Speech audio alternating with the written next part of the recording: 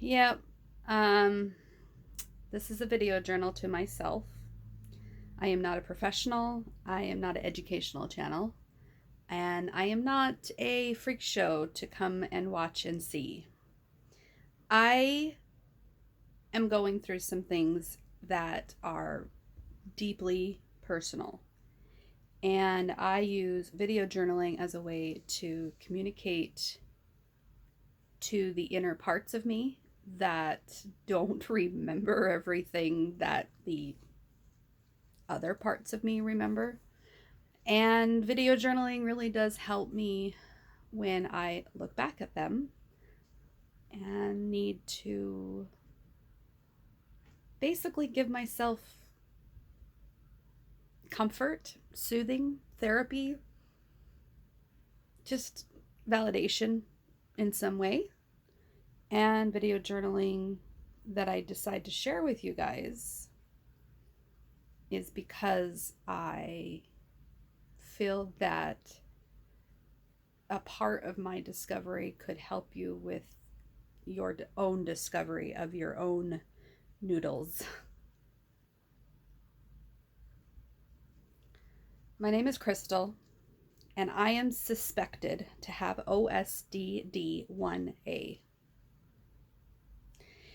I have an appointment tomorrow with a neuropsychologist, a neuropsych evaluation, and I am going to start the intake questions tomorrow, and then I'm probably going to have another appointment to come in and do the puzzles and memory tests and all that stuff. And this is going to look a little different than the neuropsych test that I took last year. And yeah, I have some new things to tell them because I did not dare tell them about the voices last year. Mainly because they ask two questions that are always false for me. They say, "Do you hear voices in your head?" And I guess that's one question that I can say, "What do you mean?" Because, yeah, are they audible? And then I go, no, I don't actually hear someone speaking into my ear, and then like freak out and go, "Who said that?" Um, so I say no. I say no to both questions, and they put it down as false for both questions. But in hindsight, I should have elaborated with what I meant by yes, because they wanted to make sure that it wasn't the audible kind, but they never really dug in deeper when they heard my hesitation in the first question. So I've got two things that I wanted to do right now.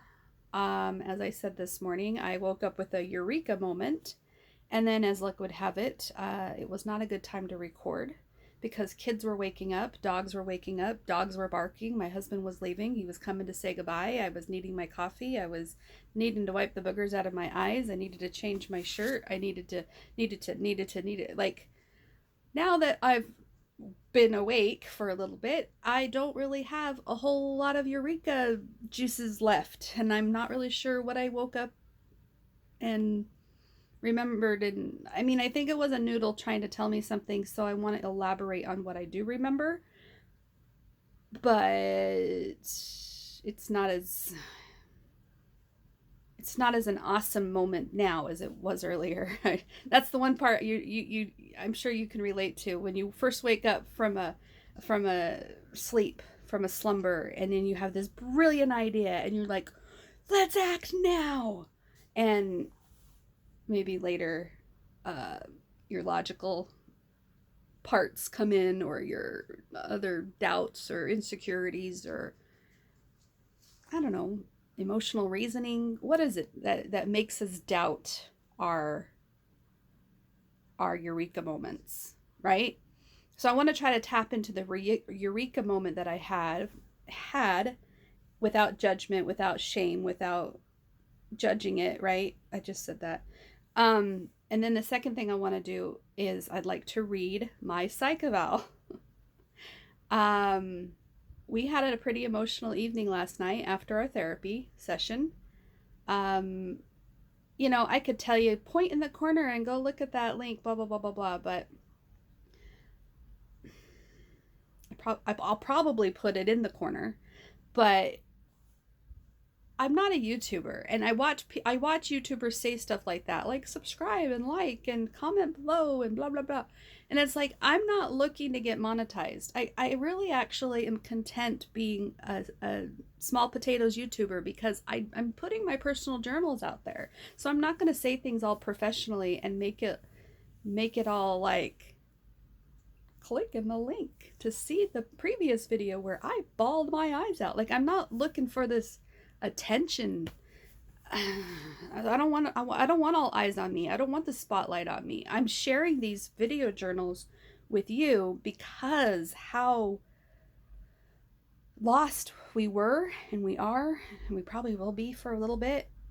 I was seeking, I was seeking, um I was looking for I was looking for validation in other YouTubers who were talking about d.i.d symptoms and their experiences.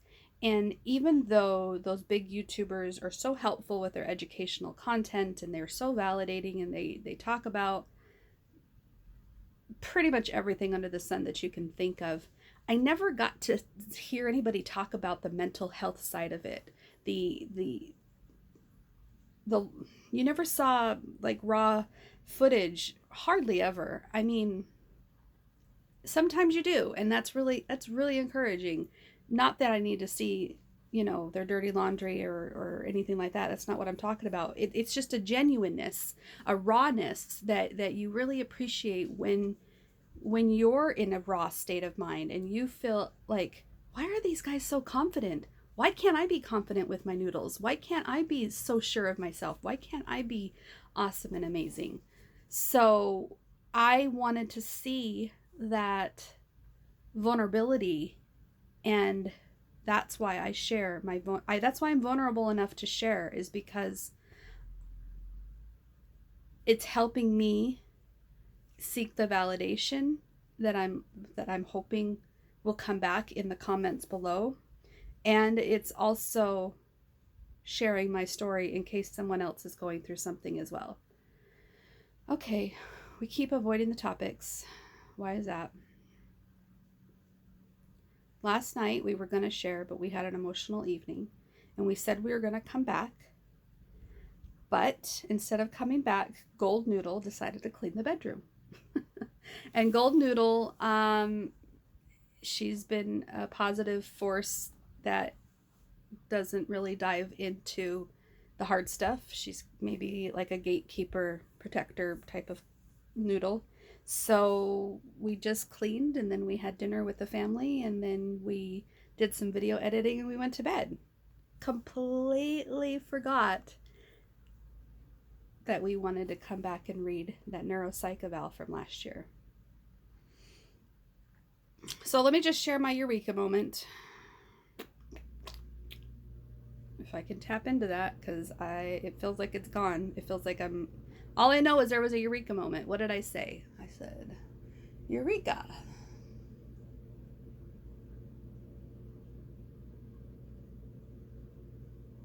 Stop feeling sorry for yourself. That's what it was. I heard those words. And then, like a platinum defending, what am I saying? Like a bulletproof shield. Like, I don't know what you call it. A protection spell, where you're completely covered in a big bubble, where anything that comes at you, it ain't gonna even dent you or dent your shield. It's not even it doesn't even make a dent. It doesn't make a scratch. So she says, my persecutor says, stop feeling sorry for yourself. is one of the first things I heard as I'm starting to wake up. I think I was actually still sleeping, so I probably dreamt it. Lucid dreaming, I don't know. Stop feeling sorry for yourself. And like all of a sudden, it didn't even faze me. Usually that sinks in just a little bit. Usually it hits just a little bit and it hurts or it stings or it hurts so bad. And it's hard to disagree with that. Because quit feeling sorry for yourself, Crystal. So I hear that. All of a sudden, boom, like this blast comes right back and hits her in this way. And it says, that's what we need right now.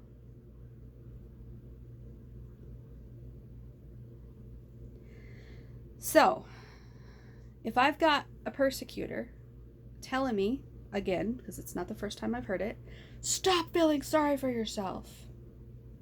And then, boom, blast. Doesn't even faze us, right? And then I hear the defense. I hear the words. I can't figure out who said them. I think it's Yellow. And she says, that's what we need right now. Because, why? Come on, tell me why.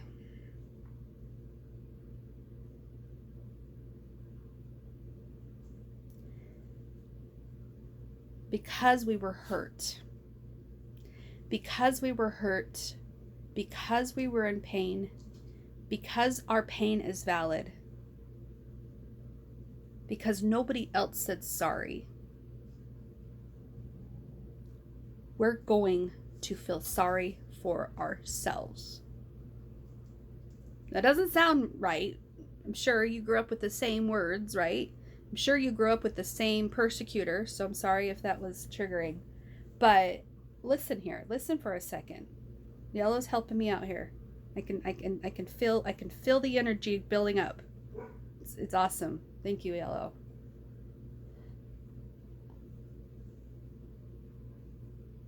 We cannot look to others for their apology, even if they were the ones to hurt us.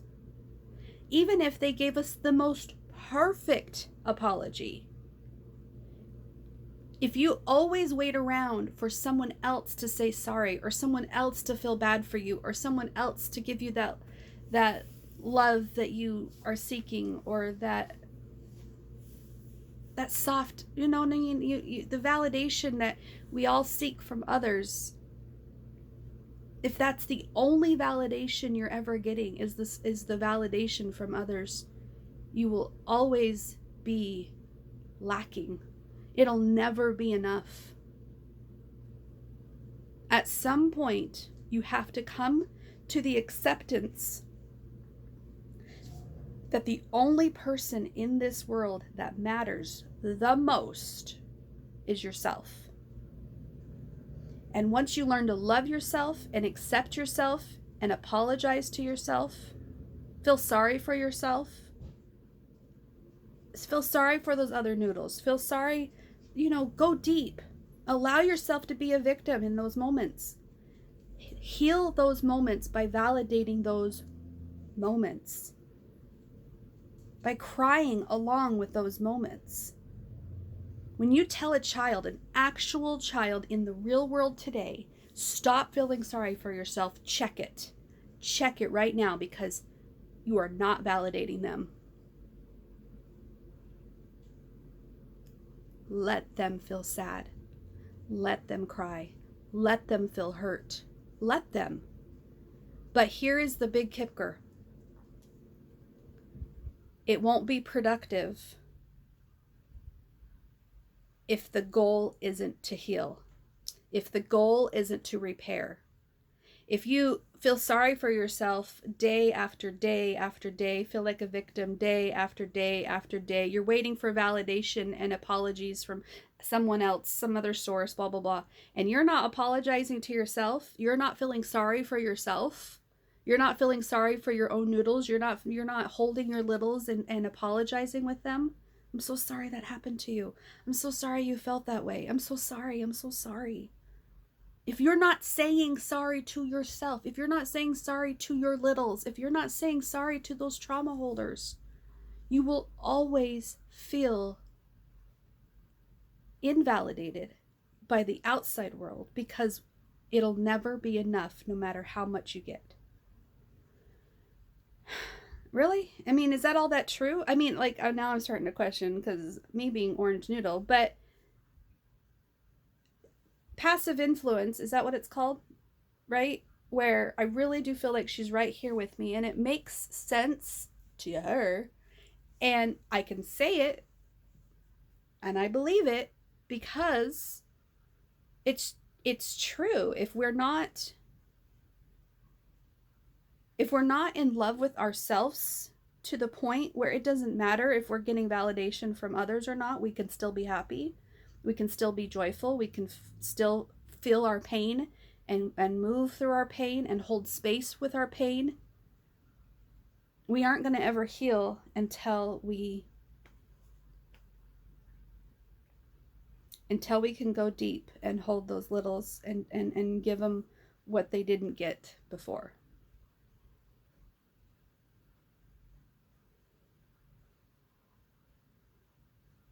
Again, not a professional. I have no right to tell you how to do your own trauma therapy.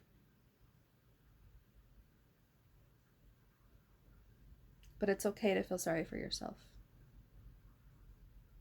That's my opinion anyway. That's our opinion. That's her opinion. That's everyone's opinion here in the noodle system. We're in agreement. Everyone in the system in agreement. Say I. Yeah. We're in agreement. And of course, this has been too long, so we will do the reading of the neuropsych eval on the next video. As long as nobody distracts us from our goal, we'll be right back. Bye.